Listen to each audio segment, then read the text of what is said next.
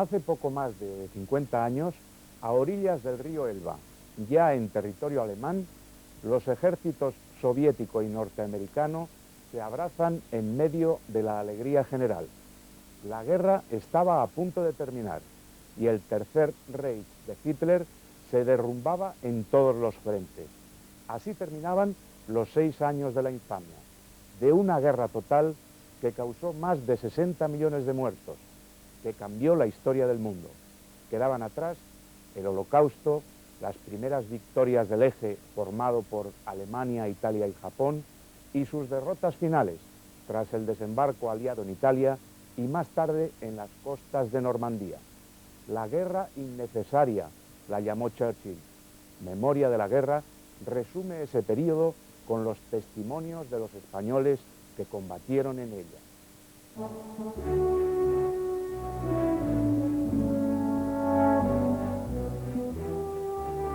El encuentro en Torgau entre tropas del primer ejército de los Estados Unidos y efectivos soviéticos del quinto ejército de la Guardia sellaba, a orillas del río Elba, la división de Alemania en dos mitades. Era el prólogo del final del Tercer Reich. Los altos mandos militares soviéticos y norteamericanos calculaban el 25 de abril de 1945 que el desplome total de la Wehrmacht, el ejército alemán, se produciría a lo sumo en el espacio de 5 o 6 semanas. Las cámaras del cineasta George Stevens filmaban las escenas de confraternización entre tanquistas soviéticos e infantes norteamericanos. Se intercambiaban abrazos, recuerdos de guerra y una unidad de jinetes cosacos se sumaba a la fiesta.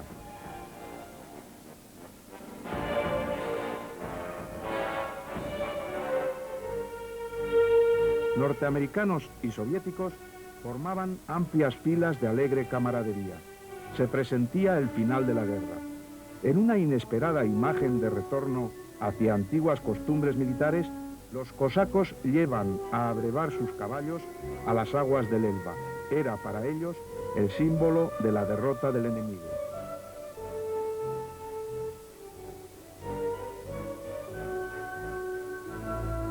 Ese mismo día, el presidente norteamericano Harry Truman enviaba un telegrama a Joseph Stalin. Decía así: la estrecha colaboración entre nuestras Fuerzas Armadas mostrará al mundo que la asistencia entre nuestros respectivos pueblos en favor de la paz y la libertad de todos los países ha producido los frutos deseados. Avanzado el día, las tropas de ambos ejércitos desfilaban delante del general Reinhardt, de la 69 División de los Estados Unidos, y del general Rusakov, de la 58 División de Cazadores de la Guardia Soviética.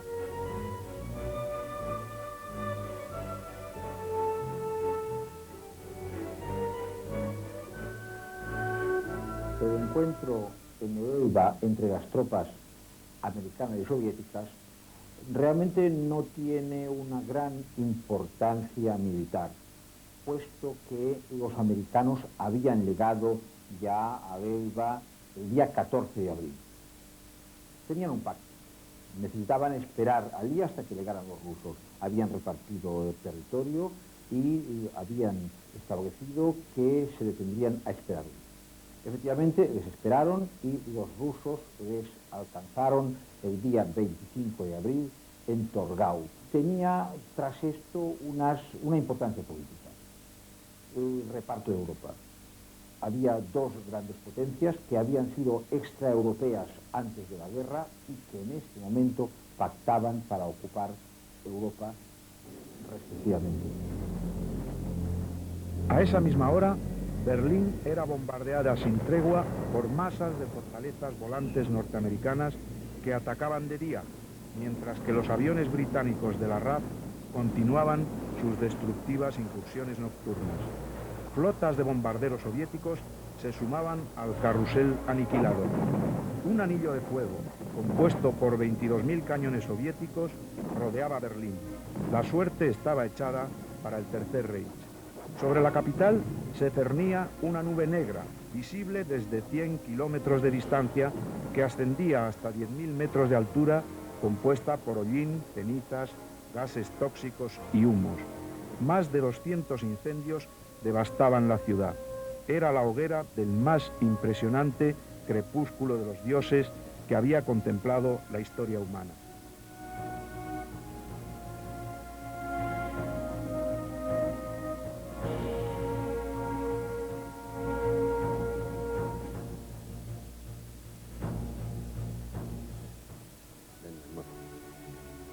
Germán Mira había sido hasta pocos meses antes locutor y comentarista de las emisiones en español de la radio alemana. Voluntario de la División Azul en el frente ruso, vivió luego en Berlín y más tarde en Stuttgart los terribles bombardeos aliados. Regresó a España a finales de 1944 y llegó a ser director de Radio Nacional de España en Sevilla. Hoy, a los 79 años, jubilado, vive solo con su perrita Kira. Alemania, ya lo sabemos, que quedó destrozada. Los bombardeos se sucedían ininterrumpidamente día y noche en oleadas de 1000 aviones, pero con tal precisión que puedo decir, como dato anecdótico, como dato curioso, que una vez que sonaba la primera alarma o el primer foralarm, no siempre daba lugar a que hicieran un prealarm, sino que se pasaba directamente a la alarma y al bombardeo. Una vez que transcurría la alarma y el primer bombardeo hasta el segundo, no había necesidad de mirar el reloj.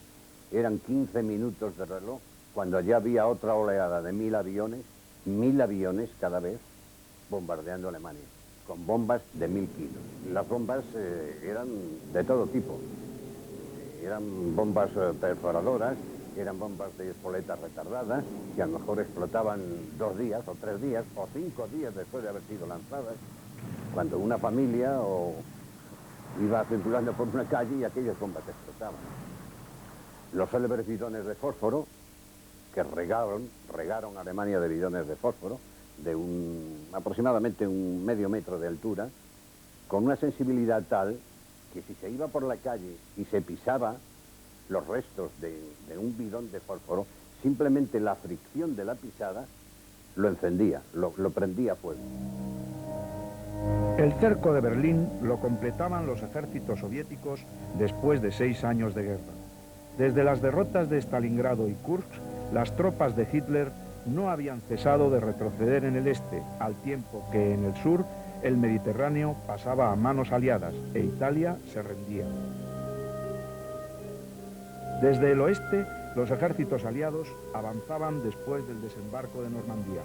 Tras la pérdida del Vístula y el Rin en la primavera de 1945, el nazismo estaba vencido. La guerra, al acercarse a su final, provocaba grandes desplazamientos de población alemana que huía de los ejércitos rusos. Buscaban su salvación intentando llegar a las zonas controladas por los norteamericanos.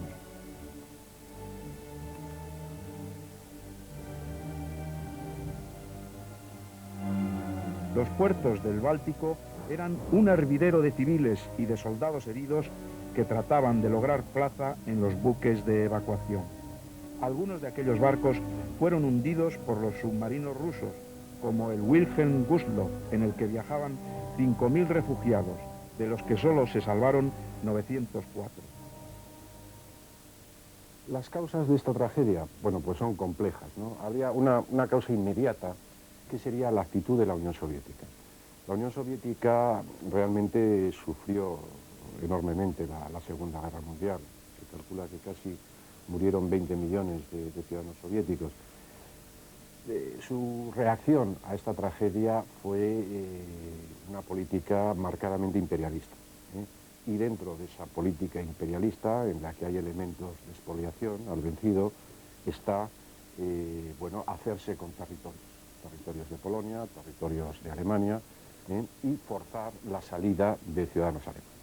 Luego, además, hay por parte de Stalin una obsesión con la seguridad, una obsesión de ganar profundidad para su frontera cara a una eventual defensa contra una Alemania renacida.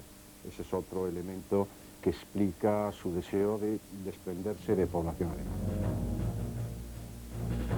Apenas 20 horas antes de que rusos y norteamericanos se encontrasen en el Elba, Heinrich Himmler, jefe de las SS, las tropas de choque nazis, intenta suplantar a Hitler y, arrogándose poderes como jefe de Estado, pide al embajador sueco Folke Bernadotte que actúe como intermediario para tratar de lograr un armisticio inmediato con las fuerzas que atacan a Alemania desde el oeste. Himmler pretende rendirse en el oeste y concentrar sus fuerzas en la lucha contra los rusos, apelando a lo que califica de conciencia humanitaria de británicos y norteamericanos. Los jefes aliados rechazan la propuesta. Hitler, entre tanto, parece creer aún en los milagros. Se muestra dispuesto a no rendirse, mientras que sus ejércitos se derrumban en todos los frentes. El día de su cumpleaños, pocas fechas antes del encuentro de norteamericanos y rusos en el Elba, Goebbels, su jefe de propaganda, lanza este mensaje radiofónico.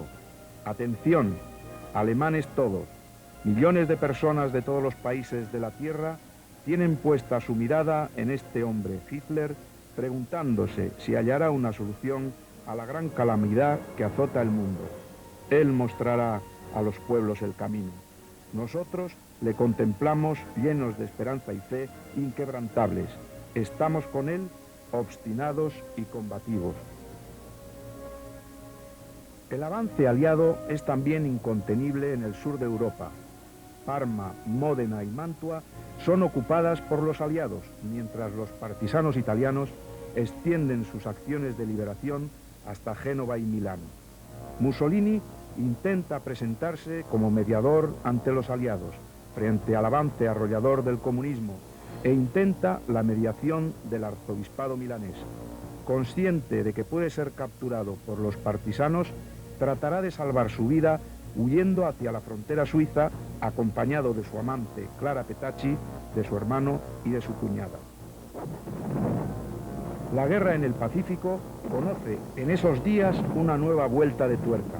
Efectivos de la Quinta División India avanzan hacia Rangún, la capital birmana, que caerá el día 30 de abril. Ya se lucha en suelo japonés, en Okinawa, invadida por los norteamericanos el 1 de abril. El avance es irresistible. Japón se ve sometido a un intenso castigo por vía aérea y sus ciudades son bombardeadas sin piedad por las fortalezas volantes. Japón es un mar de fuego por las noches y un océano de escombros cuando amanece.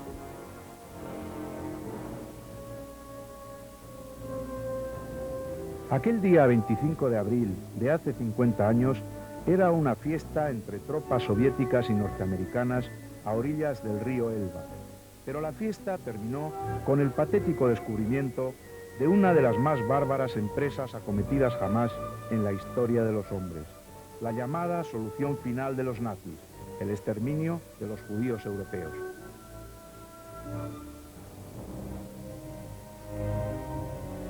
Conforme los aliados avanzan por los territorios dominados por los ejércitos nazis, aparecen los campos de exterminio, los llamados espacios ocultos del Tercer Reich. Hasta entonces, la existencia de esos campos de la muerte era vaga noticia, casi un rumor en los países aliados. Ahora aparece, ante los ojos de los liberadores, la macabra realidad. Es el horror por el horror, el genocidio organizado, la matanza sobre etnias, pueblos y culturas que los alemanes de la raza aria consideraban inferiores.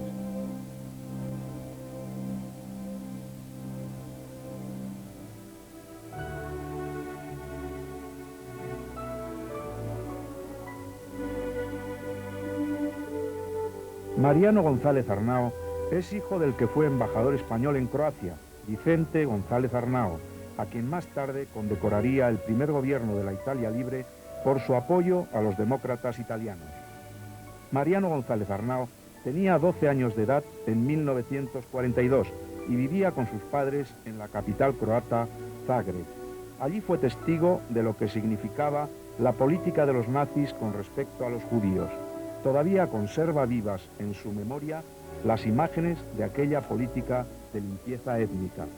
Fue a principios de julio de 1942, volvía yo a casa, a la residencia de mis padres, que era la legación de España, y Cuando estaba en el centro de Zagreb, cerca a unos locales que estaban destinados a hacer deporte, pues vi a una distancia como niños, mujeres y ancianos subían en unos camiones cubiertos. Naturalmente la calle estaba acordonada por la Kriminalpolizei, como decían los alemanes, que era la policía alemana, y también a cierta distancia miembros que yo supongo eran de las SS o de la Wehrmacht, pero yo aseguraría que eran de las SS.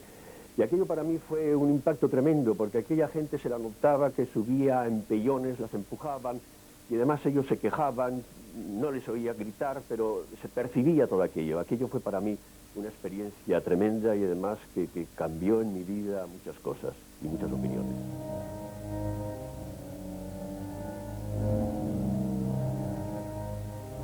Campos de exterminio como Buchenwald, Bergen-Belsen, Dachau, Treblinka y Ohrdruf figuran en todos los índices de la historia universal de la barbarie.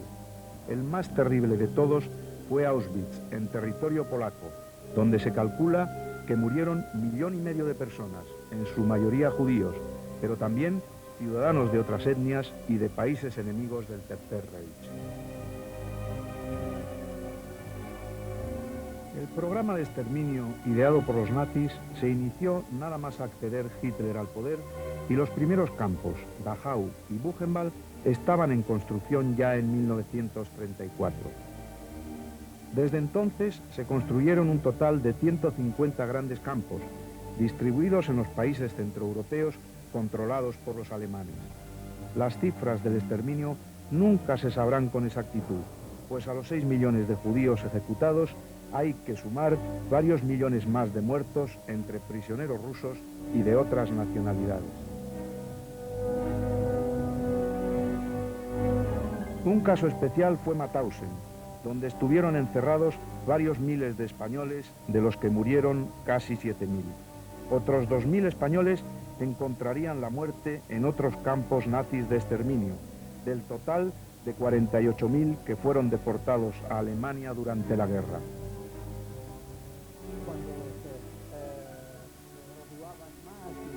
El madrileño Luis García Manzano, de 72 años, y el barcelonés Marcial Mayans, de 74, son dos de los pocos españoles que sobrevivieron al horror de Mauthausen.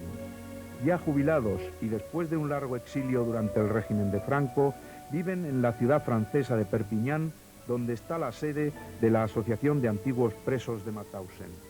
Recuerdan todavía la tristemente famosa escalera de la muerte y los hornos crematorios. También aquel gran día en el que ellos mismos, los presos, liberaron el campo. En el año 1942, en que trabajé durante 3 meses en este grupo, a días algo espantosos, sobre todo en los días que llamaban de ofensiva. Y allí lo mismo españoles que judíos, no ha habido ninguna distinción, morían exactamente igual. Subíamos la piedra, teníamos que bajar abajo, y al subir la piedra antes de ello había un control para saber si eran pequeñas o eran grandes, y a veces pues le daban a uno una piedra bastante grande.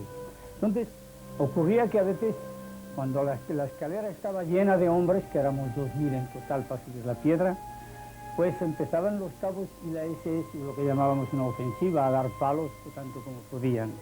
Había compañeros naturalmente que en el golpe dejaban la piedra caer. La escalera es muy fina, y entonces una piedra que caía, el otro que quería apartarse también caía su piedra. Además, al mismo tiempo, lo que era horroroso era en aquellos tiempos en que nevaba, en el invierno, en que la escalera estaba roja de sangre. La nieve no era blanca, y eran decenas de hombres que yacían en la escalera muertos o heridos, y que los que estaban heridos los liquidaban igualmente la SS.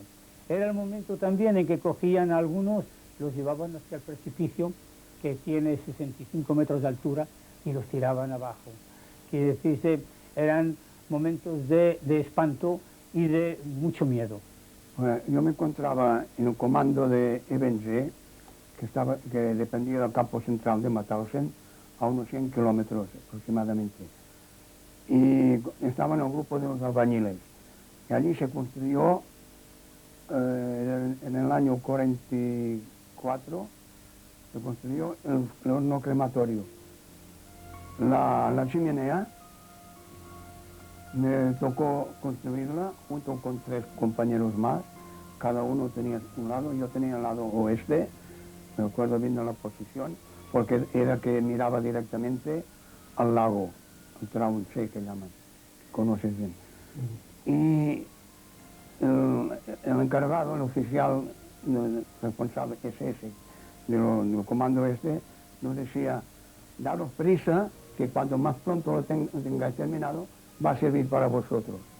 Ahora fijaros eso, la alegría que nos daba, si teníamos ganas de correr, pero teníamos que hacerlo, desgraciadamente.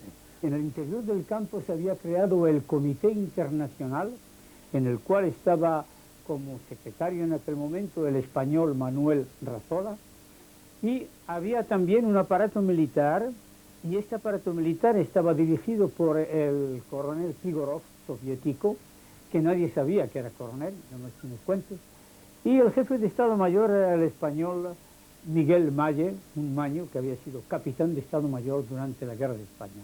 En fin, todo esto estaba en la más completa clandestinidad. Entonces, el día de la liberación hay las fotos en las cuales se ve entrar los tanques americanos, las tanquetas, pero que en la puerta hay una cantidad de gente con armas.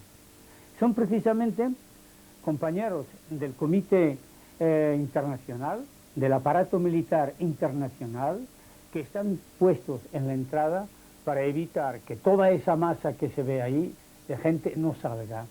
Pero cuando llegan los americanos, el campo ya está libre. Y la liberación del campo de Mauthausen se dice son los americanos. Fuimos nosotros mismos, pero claro, nadie lo puede creer puesto que llegaron los americanos. Pero el campo de Mauthausen fue liberado. Y la primera bandera que se levantó, y me emociono, es así, en el mástil de la SS, fue la bandera republicana española. Cuando la gran tenaza aliada se cerraba sobre Alemania, la España franquista ya había tomado distancias del régimen nazi. A principios de octubre de 1943, cuando el sentido de la guerra comenzaba a invertirse en contra de Hitler, Franco decidió declarar la total neutralidad española, concepto que sustituía al de no beligerancia vigente desde 1940. La cartera de Exteriores, en los días del encuentro en el Elba, la dirigía José Félix de Lequerica, antiguo embajador en Vichy, aunque en realidad la política diplomática era competencia exclusiva de Franco tras la muerte de Jordana en agosto de 1944. En julio de 1945, Franco nombraría un nuevo ministro para el exterior, Martín Artajo, que desplazó a Lequerica. La gran preocupación franquista a finales de abril de 1945 era desengancharse de su atadura moral al agonizante cadáver del Eje. Con Petén depuesto y Francia liberada, con Hitler y Mussolini acorralados, la España de Franco es una isla política, un régimen condenado en la conferencia de Yalta y que de nuevo lo será en la de Potsdam, concluida ya la guerra. Sus más fieles generales le rehuían, como Varela y García Baliño, y a los más dudosos los ponía bajo vigilancia, como sucedió con Aranda y Quindelán. A Franco solo le cabían entonces dos esperanzas: que el cansancio aliado tras una larga guerra provocara el olvido de las potencias vencedoras y que Occidente decidiera acabar jugando con él la carta anticomunista. Por otra parte, el régimen franquista había hecho algunos méritos al prestar una tímida ayuda a los judíos que huían de los países ocupados por Hitler o que eran aliados de nazis y fascistas. Yo no creo que Franco fuera antisemita puro, pero estaba rodeada por una serie de personas que sí lo eran. Carrero Blanco, en su libro España y el mar, pues culpa a los judíos de todos los males, sin darse cuenta de que al fin y al cabo el primer judío histórico del mundo es Cristo, el Hijo de Dios para el creyente. Serrano Suñer, el partido falangista que es una especie de mala copia del nazismo y del fascismo, pues también es antisemita. Y todo esto pues ejerce cierta presión sobre Franco y la política española. Todas estas circunstancias pues, provocaron que de las 5.000 solicitudes, menos de 800 pudieran cumplimentarse, es decir, menos de 800 judíos sefarditas pudieran llegar a España y salvar su vida. Ya al final de la guerra hay una presión también de los aliados hacia el gobierno español, porque la guerra está casi perdida para los alemanes, y el gobierno español entonces se desentiende un poco del problema, pero favorablemente, y deja que los diplomáticos, bastantes de ellos, tengan su propia iniciativa. Y entonces ya no se trata solamente de salvar a los sefarditas, que tienen una documentación, sino también a todas las clases de judíos, a los askenazí y a los sefarditas. Mientras norteamericanos y soviéticos celebraban su alegría en el Elba, el Tercer Reich agonizaba. Su máquina de guerra había sido vencida sin remisión. El país era una escombrera en la que se revolvían ciudades, fábricas, conceptos, promesas, sueños imperiales y cadáveres. Aquellos dioses que se hundían en su crepúsculo dejaban detrás de sí un rastro de sangre y de horror, y la mayor hecatombe que jamás contempló la historia humana.